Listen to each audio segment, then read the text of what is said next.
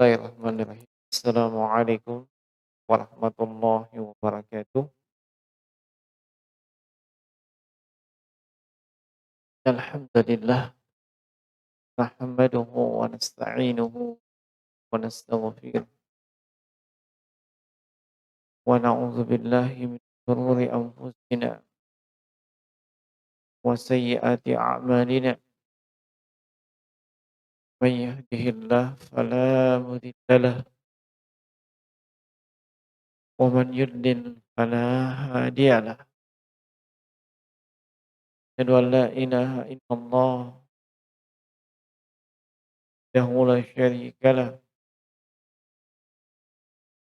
wa asyhadu anna Muhammadan abduhu wa rasuluhu ba'da. Allahumma salli wa sallim wa barik alaihi wa ala alihi wa ashabihi wa man tabi'ahum bi ihsanin ila yaumil ma ba'du. Wa nifiddin wa rahimakumullah. Kembali di kesempatan petang hari ini kita melanjutkan pelajaran dengan tema tafsir Al-Quran, dan kita masih melanjutkan tafsir dari surah Al-Baqarah yang merupakan surah yang kedua dalam urutan mushaf pada Al-Quran, dan terakhir di pertemuan sebelumnya kita sudah menyebutkan beberapa pelajaran penting dari firman Allah pada ayat yang ke-102, dan kita akan masuk pada ayat yang ke-103. Allah Subhanahu wa taala berfirman, "Walau annahum amanu wattaqau." Walau, dan seandainya, annahum, bahwa mereka, dan hum di sini kembali kepada siapa yang disebutkan pada ayat sebelumnya, yakni kaum Yahudi, Bani Israel. Seandainya mereka, Bani Israel, kaum Yahudi, amanu, mereka beriman, wattaqau, dan mereka bertakwa, lamathubatun min indillahi khair. Lamathubatun, al-mathubah thawab. Thawab bermakna jaza, pasti dan niscaya mereka akan diberikan ganjaran sebagai buah dari keimanan dan ketakwaannya, yang ganjaran atau pahala tersebut min indillah, dari sisi Allah. Itu khair, itu jauh lebih baik, yakni dibandingkan dengan apa-apa yang mereka dapatkan dari mempelajari dan mengamalkan sihir. Lau kanu ya'lamun, seandainya mereka mengetahui. Ini ayat yang ke-103. Ya. Di sini Allah Subhanahu wa taala menyebutkan walau, dan seandainya. Dan kalimat lau dalam bahasa Arab itu datang dalam beberapa bentuk. Ya. Ada lau yang terlarang, ya. Nah, law mengandai-andai yang terlarang. Kalimat kalimatnya pendek, law, ya, bukan law, tapi law, seandainya. Nah, seperti yang disebutkan di dalam hadis yang diriwayatkan oleh Imam Muslim, ya, ihris ala ma yanfa'uk wasta'in billah wa la ta'jaz. Fa in asabaka syai' fala taqul law anni fa'altu kadza lakana kadza. Fa inna law taftahu baba syaitan. Kata Nabi, bersungguh-sungguhlah kalian melakukan apa-apa yang mendatangkan manfaat. Dan jangan malas. Wasta'in billah. Mohon pertolongan Allah. Diperintah untuk serius. Serius bekerja. Ya. Serius melakukan sesuatu yang bermanfaat untuk dia. Lalu diperintah pula, mintalah pertolongan Allah. Dan jangan malas. Fa'in asabaka syai'.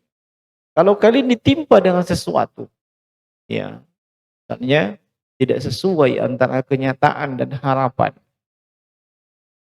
Kalau harapannya ingin begini, begini, begini, makanya dia berusaha, bekerja dan seterusnya. Qadar Allah tidak sesuai, ya. Naam, tidak sesuai dengan apa yang dia harapkan. Maka di kondisi seperti itu jangan kau katakan law anni fa'altu kadza lakana kadza. Seandainya saya melakukan yang begini, maka pasti yang terjadi begini. Law yang bermakna an-nadama, penyesalan. Ini terlarang.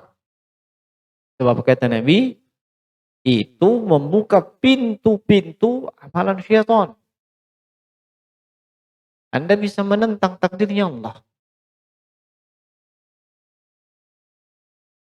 Lalu Nabi berikan solusi. Ya, yaitu ucapkan qadarallah wa ma syaa fa'ala. Allah sudah mentakdirkan, qadarallah. Apa yang Allah kehendaki, itu yang terjadi. Itu solusinya. Ini kalimat law yang terlarang. Di sana ada kalimat law yang boleh. Ya. Seperti untuk memberitakan. Ya. Khabar, pemberitaan. Seperti yang disebutkan dalam ayat ini. Walau annahum, dan seandainya mereka kaum Yahudi amanu, ya, wattaqau, beriman dan bertakwa. Di sini terkumpul antara keimanan dan ketakwaan. Apa itu keimanan? Hah? Iman as-sidqu secara bahasa. Seperti diungkapkan oleh para ulama. Ya. Adapun secara istilah adalah al-i'tiqad al-jazim. Keyakinan yang tidak disertai dengan keraguan, keyakinan yang pasti kepada Allah, Rasulnya, malaikat, apalagi yaumil akhir, iman kepada kitab-kitab, iman kepada qada dan qadar. Itu secara istilah. Dan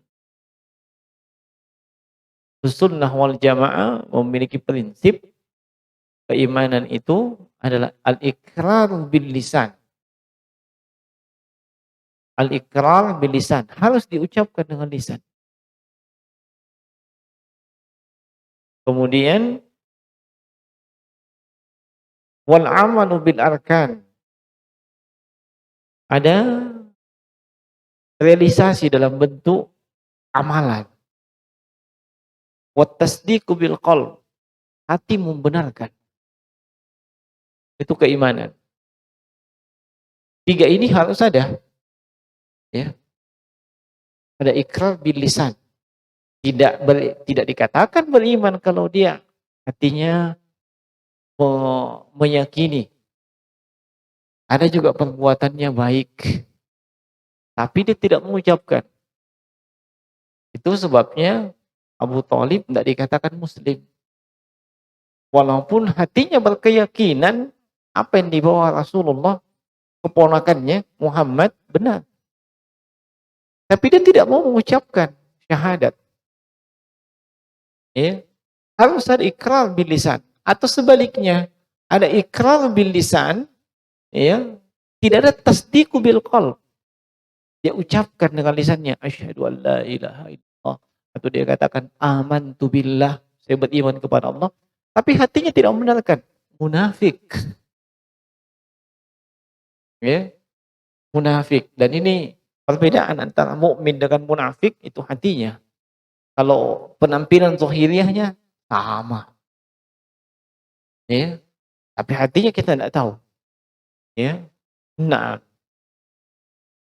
atau dia katakan dengan lisannya 2 kalimat syahadat, keimanan. Dia benarkan dengan hatinya, tapi tidak ada amalan. Tidak sholat, tidak puasa, tidak ada amalan soleh. Ini juga dikatakan beriman. Sebab satu paket itu keimanan. Antara ucapan dengan lisan, pembenaran dengan hati, ya, dan ada amaliyah sebagai bukti bahwa ia beriman. Tidak bisa dipisah-pisahkan. Ini prinsip. Ya. Kemudian al-imanu yazidu wa yanqus. Keimanan itu bertambah dan berkurang. Yazidu bit ta'ah wa yanqus bil ma'asi. Bertambah dengan ketaatan dan berkurang dengan maksiat. Ini pokok-pokok keimanan, ya, yang ada, ya, di dalam Islam. Nah, di sini keimanan digandengkan dengan ketakwaan. Kalau ketakwaan itu apa? At-taqwa itu dari kata wiqayah. Wiqayah itu antaja'al bainaka, ya, wa baina sukhtillah, ya, wiqayatan. Engkau menjadikan antara dirimu dengan kemurkaan Allah penghalang, hijab. Itu namanya wiqayah. Ya. Anda membuat sesuatu yang itu menjadi benteng untuk Anda, sehingga Anda tidak mendapatkan kemurkaan Allah. Ya. Nah, itu wiqayah. Asal kata dari takwa. Nah, adapun secara istilah, ungkapan para ulama salaf pendahulu kita itu berbeda-beda. Seperti misalnya, ya, tabi'in atau sahabat Ali bin Abi Thalib radhiyallahu taala anhu. Iya. Takwa itu apa? Al-khaufu minal jalil. Ya. Khauf minal jalil, takut kepada Allah yang Maha Jalil. Wal amalu bit tanzil, mengamalkan apa yang diturunkan dari Allah Subhanahu wa taala, Al-Qur'an was sunnah. Wal isti'dadu li yaumir rahil, punya persiapan untuk, ya, untuk hari kemudian. Nah, ini definisi, ya, takwa menurut Ali bin Abi Thalib.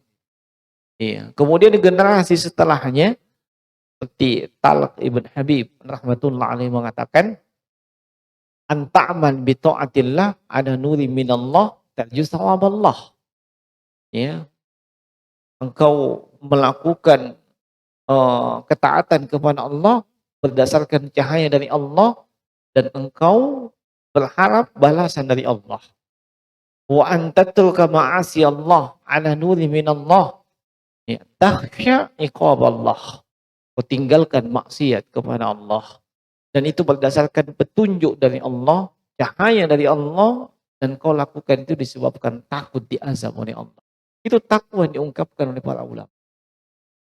Ya. Nah, nah, kalau dilihat definisi takwa dan definisi keimanan, iya. Orang yang bertakwa itu konsekuensi keimanan. Ya. Takwa melaksanakan perintah, menjauhi larangan. Itu konsekuensi keimanan. Begitu juga sebaliknya. Nah, ketika dua kalimat ini berkumpul, maka masing-masing memiliki makna yang berbeda.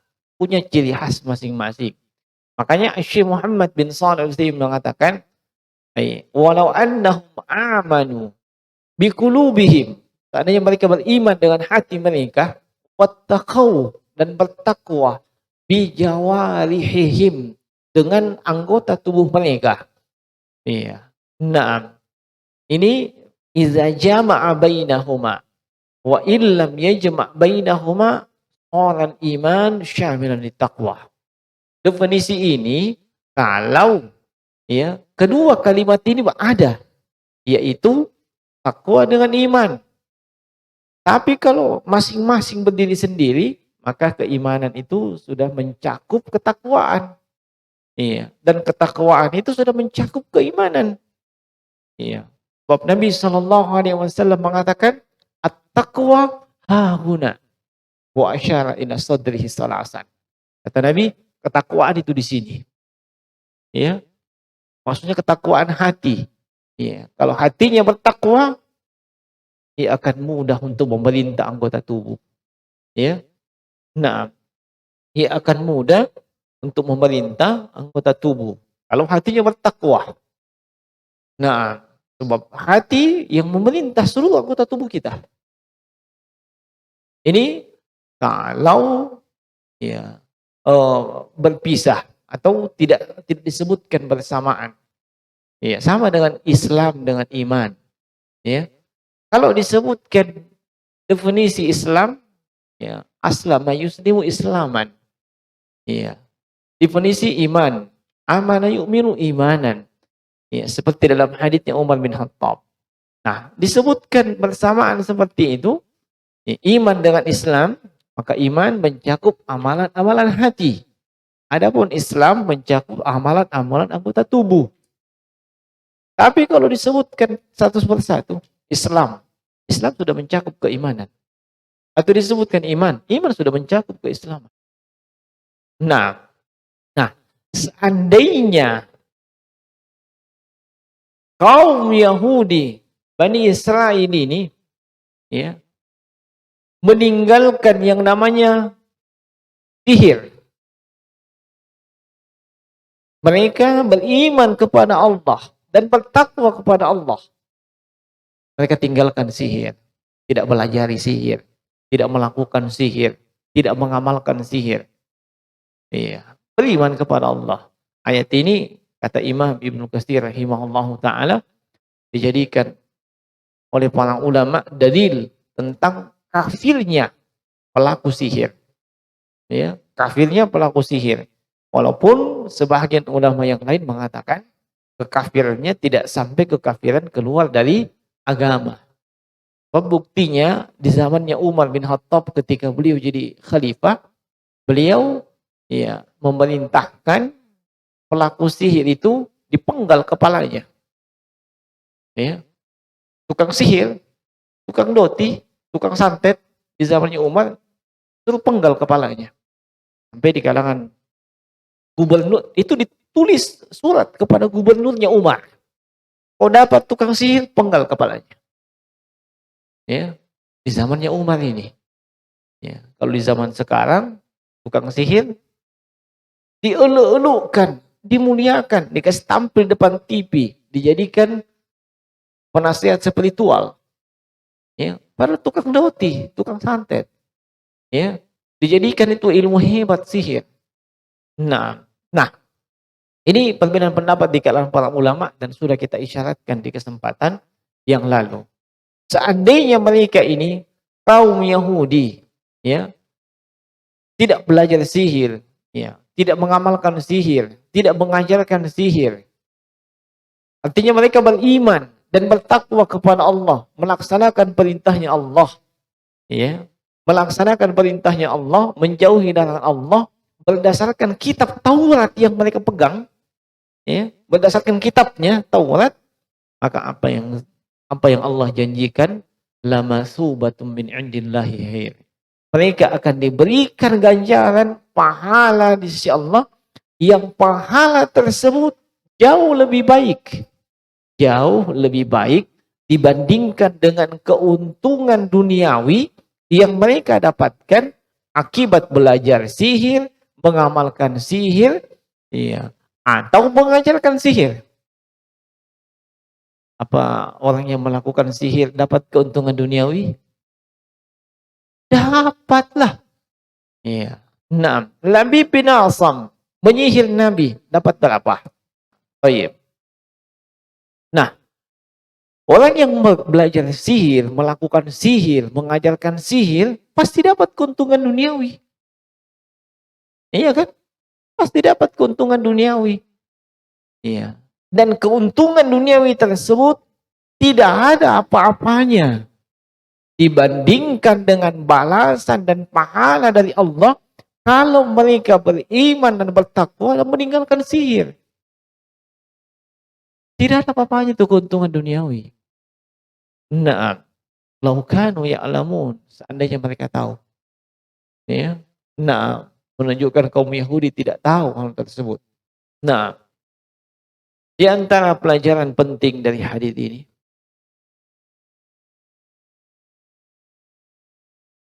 kata Syekh Muhammad bin Shalih Al-Utsaimin, sa'atu ilmillahi azza wa jalla. Itu yu'radu alaihim al-iman wa taqwa. Ya. Ayat ini menunjukkan yang pertama, betapa luas kelembutan dan kesantunan Allah Subhanahu wa taala kepada Bani Israel.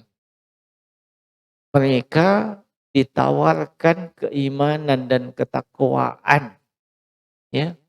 Mereka Bani Israel tawarkan keimanan dan ketakwaan. Dan ini ya menunjukkan mereka ditawarkan untuk bertaubat dari sihirnya. Ya. Mereka ditawarkan untuk bertaubat dari sihirnya. Nah, menunjukkan betapa luas ya kasih sayang Allah Subhanahu wa taala. Walaupun mereka sudah melakukan sihir, ditawarkan keimanan, ketakwaan. Ditawarkan taubat kepada mereka. Dijanjikan pahala. Dijanjikan balasan yang jauh lebih baik dibandingkan keuntungan duniawi yang mereka dapatkan dari melakukan dan mengamalkan sihir. Nah, kemudian wa minha annal imana yunadu bihi thawab Allah. Dari sini menunjukkan bahwa keimanan dengan iman kepada Allah yunalu thawab Allah. Seseorang itu ya mendapatkan pahala dari Allah Subhanahu wa taala dari keimanannya tersebut. Dari keimanannya tersebut. Ya. Bahkan bukan cuma dapat pahala, bonus yang lain kalau orang mau beriman ya, disampaikan kepada teman, sahabat atau siapa dari kalangan ahlul kitab yang masih eksis sampai saat ini. Kalau mereka mau beriman kepada Allah, masuk ke dalam Islam, semua dosa dan kesalahan mereka di masa mereka masih kufur, itu semuanya dihapuskan. Ya. Nah, tidak ada tuntutan untuk mereka. Ini keutamaan seorang yang beriman. Keutamaan ya, mereka yang masuk ke dalam Islam. dapat pahala, dihapuskan seluruh dosa-dosanya. Cek saja ayat-ayat dalam Al-Quran, ya, yang senantiasa digandengkan al-iman wa amalus saleh, ya. Nah, seperti misalnya di juz yang ke-30 di surah At-Tin, ya. Nah, bagaimana bunyi ayatnya?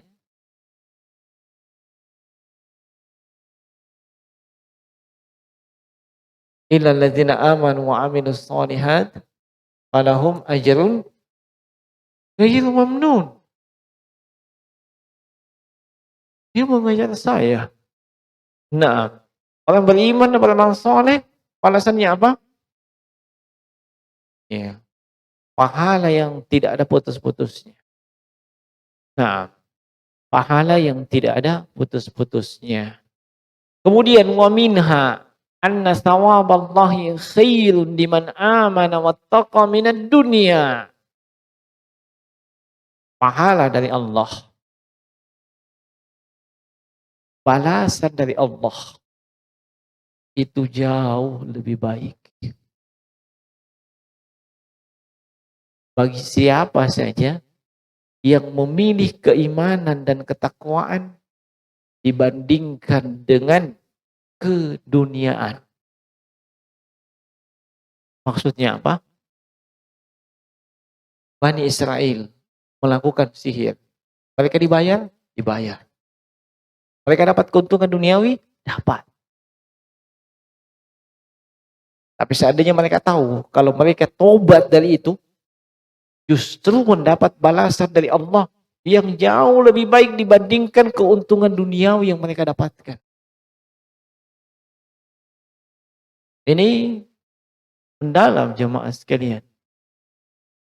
Nah, sebab terkadang seseorang menggadaikan keimanan dan ketakwaannya untuk duniawi. Untuk dunianya. Dia rela tinggalkan sholat sebab lagi rapat.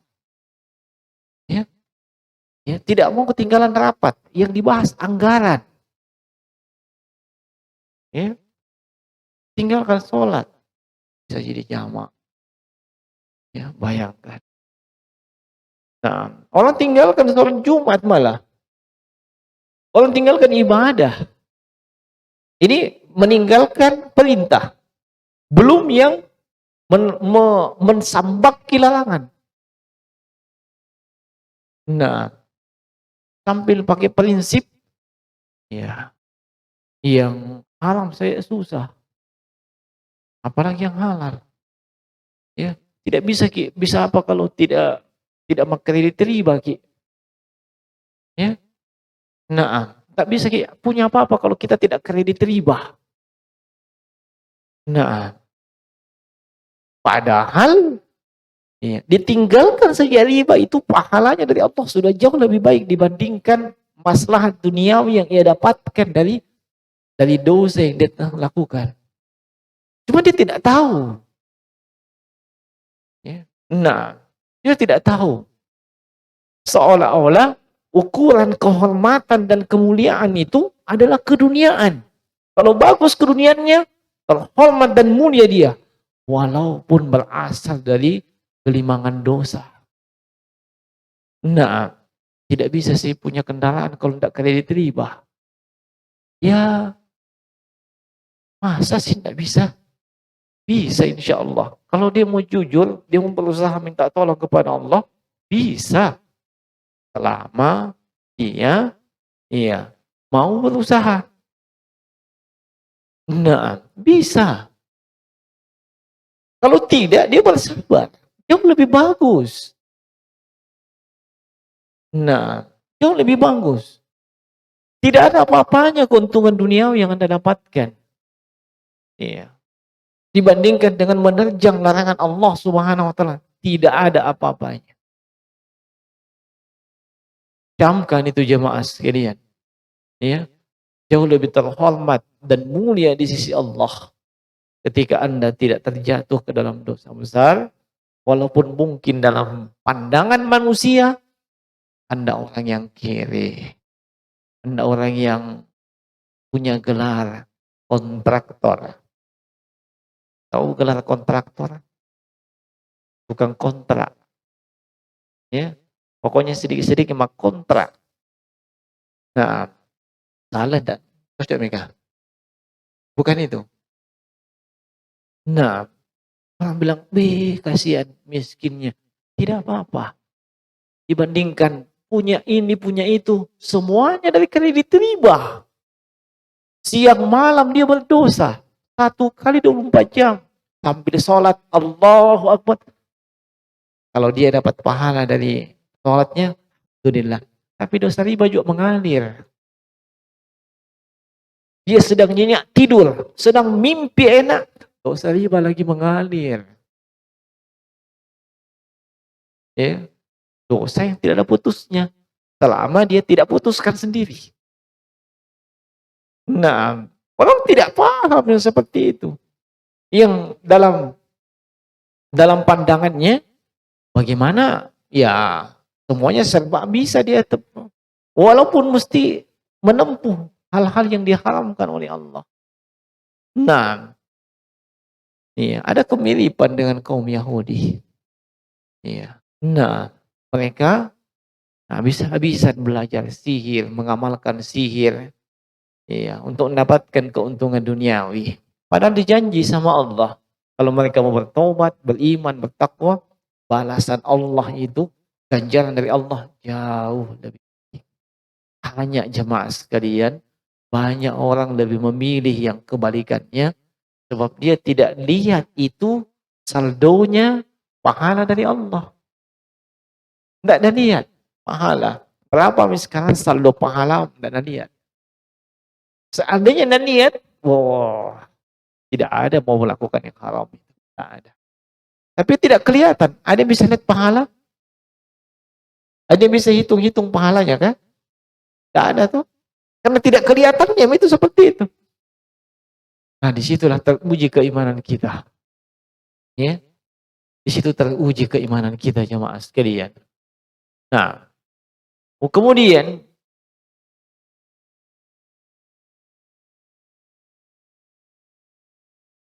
wa minha anna fi'la haula'il yahud wa ikhtiyaruhum lima fihi al-kufr min ta'allumis sihri fi'lul jahil. Ya, liqaulihi ta'ala law kanu ya'lam. Bahwasanya apa yang dilakukan oleh kaum Yahudi, apa itu? Lebih memilih kekufuran. Mereka melakukan sihir, ridho dengan sihir, ya, belajar sihir, melakukan sihir, mengajarkan sihir, ini termasuk perbuatan jahiliyah, perbuatan jahil. Kenapa? Allah sebutkan, "Lau kanu ya'lamun." Andainya mereka tahu.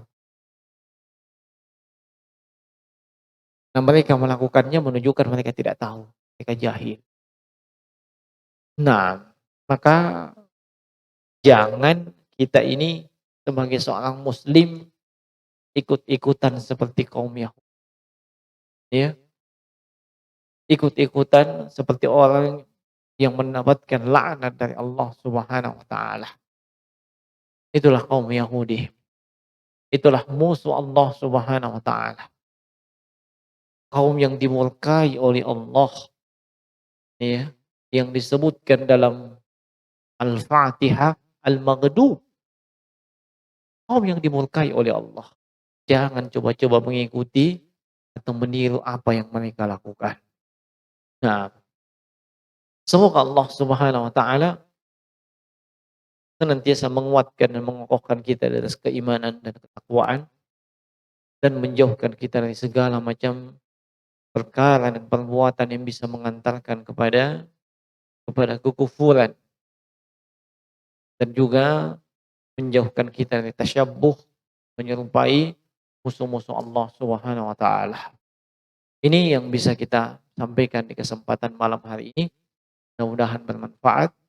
Yang benar dari sisi Allah Subhanahu wa taala, yang keliru dari sisi kami. Subhanaka wa bihamdik, la ilaha illa anta. Assalamualaikum warahmatullahi wabarakatuh.